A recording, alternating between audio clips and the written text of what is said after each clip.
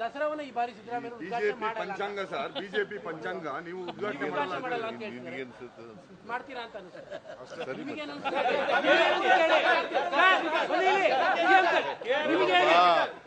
ಬಿಜೆಪಿಯವರು ಇದ್ದಾರಲ್ಲ, ಸುಳ್ಳು ಹೇಳೋದ್ರಲ್ಲಿ ನಿಶ್ಚೀಮರು. ನಾನು ಇವನು ಚೆನ್ನಾಗೇ ಇದ್ದೀವಿ. 6 ವರ್ಷಕ್ಕೂ ಹೇಳಿದಾರಂತೆ, ಭವಿಷ್ಯ ನುಡಿದಿದ್ದೀನಿ ಅಂತ. ಅವನು ಶ್ರೀರಾಮುಲು ಹೇಳಿದ್ನಲ್ಲ, ಅವ್ ಎಷ್ಟು ಸಾರಿ ಗೆದ್ದು ಸೋತಿರೋದು, ಎಷ್ಟು ಸಾರಿ ಸೋತಿರೋದು. ಪಾರ್ಲಿಮೆಂಟ್ಗೂ ಸೋತ, ಅಸೆಂಬ್ಲಿಗೂ ಸೋತ, ಮತ್ತೆ ಅವನು ಭವಿಷ್ಯನು ಹೆಂಗ್ ನುಡಿತಾನೆ ಸೋತಿರೋನು. ನೋಡಪ್ಪ, ಈ ಸರ್ಕಾರ 5 ವರ್ಷ ಬಂಡೆ ತರ ಭದ್ರವಾಗಿರುತ್ತದೆ.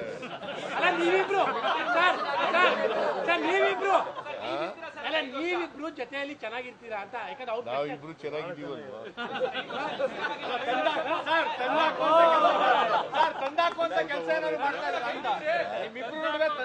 ನೋಡಪ್ಪ, ಯಾರು ಹೇಳಿದ್ರು ನಾವು ಕೇಳಲ್ಲ. ಕಾವೇರಿ ಆರ್ತಿ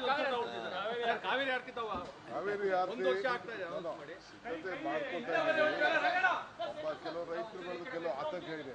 ಏನು ಆತಂಕ ತಪ್ಪೇನಿಲ್ಲ, ಅವ್ರ ಆತಂಕ ತಪ್ಪೇನಿಲ್ಲ.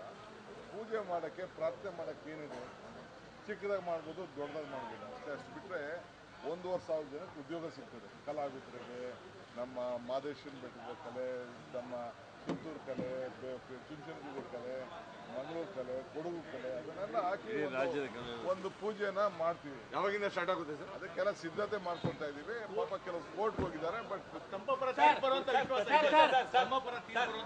ಪ್ರತಿ ವರ್ಷ ಸರ್ ಕಬಿನಿ ಮತ್ತೆ KRS ಎರಡಕ್ಕೂ ಕೂಡ ಒಟ್ಟಿಗೆ ಬಾಗಿನ ಅರ್ಪಿಸ್ತಿದ್ರು ಸರ್. ಈ ಸರಿ ಅದು ಫಸ್ಟ್ ಇತಿಹಾಸ ಪುಟಕ್ಕೆ ಸೇರಿದೀವಿ, ಅದನ್ನು ಮಾಡ್ತೀವಿ.